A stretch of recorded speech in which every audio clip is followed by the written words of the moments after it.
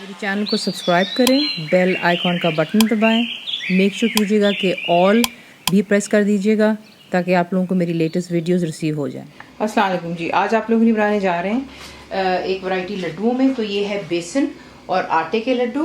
तो इसमें चीज़ आपको चाहिए, सबसे पहले वो है आटा, दैट्स व्हीट फ्लावर मैं इस्तेमाल कर रही हूँ। ये मैं मिक्स इस्तेमाल करती हूँ, मीडियम आटा खरीदती हूँ, ना ज़्यादा वाइट ना ज़्यादा ब्राउन।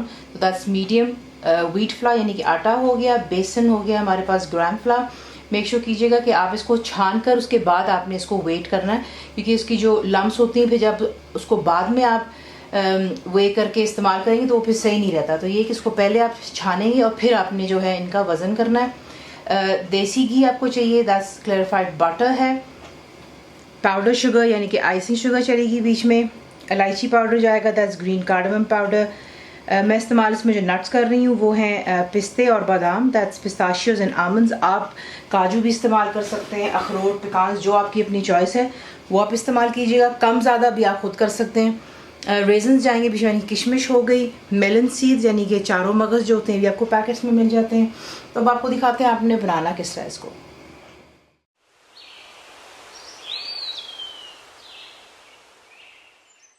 अब आपने क्या करना है, आप एक फ्राइंग पैन लेंगे और उसमें आप डालेंगे घी। ज़्यादा घी हम यहाँ पर जो हमने इसको भूनना है, यहाँ पर आटे को और बेसन को इसमें इस्तेमाल करेंगे, और बिल्कुल थोड़ा सा आप छोड़ देंगे नट्स वगैरह को फ्राई करने की। तो ये इसमें घी आप डालेंगे और इसको पहले अच्छे से मेल्ट हो जाने दें, ताकि फिर हम इसके अंदर जो है आटा और बेसन डाल करके उसको फ्राई करते हैं। तो आपको मैं नेक्स्ट स्टेप दिखाती हूँ। अब यहाँ पर घी गर्म हो चुका है, इसमें आप ऐड करेंगे जो कि आटा आपको दिखाया था, और बीच में आप डालेंगे इसी तरह बेसन को, और इसमें आप चमचा हिलाते चले जाएंगे। और आपने यहाँ पर ये करना है कि इसको अच्छी तरह आपने भूनना है जब तक कि आप देखेंगे कि जो आटा और बेसन है तमाम घी को भी अब्जॉर्ब कर लेगा, और साथ में अच्छा सा भी आपका कलर देख रहे हैं वाइट वाइट सा है, ये बिल्कुल डार्क गोल्डन कलर में आ जाना चाहिए। तो इसको पहले मिक्स कर लें और फ्लेम को आप मीडियम पर रखकर इसको हिलाते चले जाएँ और अच्छी तरह इसको भून लें। तो ये देख लें परफेक्टली यहाँ पर ये तैयार हो चुका है, और देख लें कितना खूबसूरत डार्क गोल्डन इसका कलर हो गया हुआ है। और मैं इसको चमचा इसमें कॉन्स्टेंटली हिलाती चली गई हूँ, कच्चापन ख़त्म हो गया। और आप देख सकते हैं कि तेल भी जो है इसने अब्जॉर्ब भी कर लिया है, और बीच में से अब ऊज आउट भी होना शुरू हो गया आहिस्ता आहिस्ता। अब इसे आप निकाल करके एक अलहदा बोल में रख लेंगे, ताकि इसको थोड़ा सा जो है ठंडा होने देंगे। ठंडा होगा ये, बिल्कुल कम्प्लीटली नहीं ठंडा होना चाहिए, नीड्स टू बी वार्म जब हम इसमें बाकी की चीज़ें ऐड करेंगे। तो ये कि इसको दूसरे बोल में ट्रांसफ़र कर लेते हैं और फिर आपको नेक्स्ट स्टेप दिखाते हैं। तो ये देख लें, यहाँ पे आपने थोड़ा सा जो है घी फ्राइंग पैन में डालना है, जो हमारे पास बाकी का बच गया हुआ था। अभी भी जो है इसमें मेरे पास में घी है, अगर आप देख सकते हैं यहाँ पर। तो ये देखें अभी भी इसमें घी मेरे पास बाकी बच गया हुआ है। घी को गर्म होते ही इसमें आप जो है डालेंगे बादाम और पिस्ते, और इसमें आप जो है चमचा हिलाते हुए इसको ज़रा फ्राई कर लेंगे हाई फ्लेम पर, ताकि जो इसमें अच्छा सा कलर आ जाए। ज़्यादा डार्क मत कीजिएगा, और इन्हें निकाल करके एक साइड पर रख लें। तो देख लें वो मैंने निकाल कर साइड पर रख लिया। अभी भी वो तेल बच चुका हुआ है, इसी में आपने जो है चारों मगज़ इन्हें भी आपने बीच में फ्राई करना है, इतना कि इस पर अच्छा सा कलर आ जाए, और इसे भी निकाल करके एक साइड पर कर लेते हैं। अब इसमें आप जो है ये फ्राई किए हुए जो खरबूजे के बीज हैं वो डाल देंगे। बीच में आप डालेंगे रेजन्स, ये नट्स जो थे,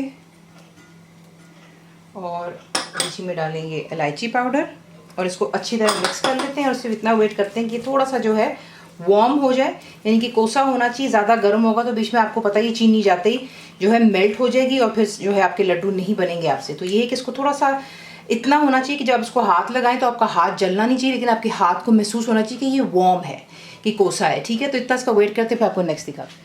तो ये देख लें इतना आपने इसको रखना है वार्म के। देखें इसमें आप जो आराम से फिंगर रख सकते हैं, आपका हाथ नहीं जलना चाहिए, इतना ये वार्म होना चाहिए, वरना वही आपको बताया कि शुगर जो है फिर इसमें पाउडर शुगर मेल्ट हो जाएगी।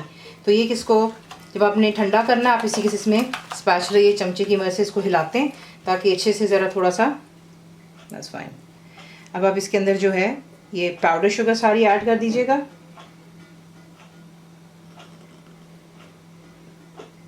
और उसको अच्छी तरह मिक्स कर लेते हैं।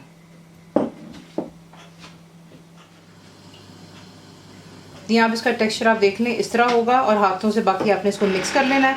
अभी भी घी जो मेरे पास यहाँ पे बच गया हुआ, इसकी मैं इसे इस्तेमाल नहीं करूँगी। सिंपली अब आपने बड़े या छोटे जितने साइज़ के बनाने में, ज़रा छोटे साइज़ के यहाँ पे बनाऊँगी और इसी से आप इसको परफेक्टली बना सकते हैं।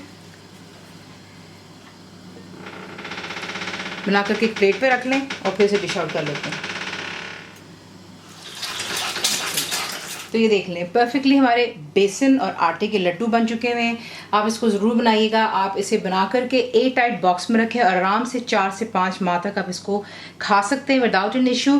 तो ज़रूर बनाइएगा। और कंप्लीट रेसिपी के लिए आप जाएंगे मेरी वेबसाइट पे विच इज़ cookwithfaiza.net पर। रेसिपी आपको पसंद आती तो प्लीज़ इसे लाइक, शेयर और सब्सक्राइब करना मत भूलिएगा। ज़रूर बनाइएगा। आपको कैसा लगा दुआओं में याद रखें and thank you for watching the video. मेरे चैनल को सब्सक्राइब करें, बेल आइकॉन का बटन दबाएं, मेक श्योर कीजिएगा कि ऑल भी प्रेस कर दीजिएगा ताकि आप लोगों को मेरी लेटेस्ट वीडियोस रिसीव हो जाएं।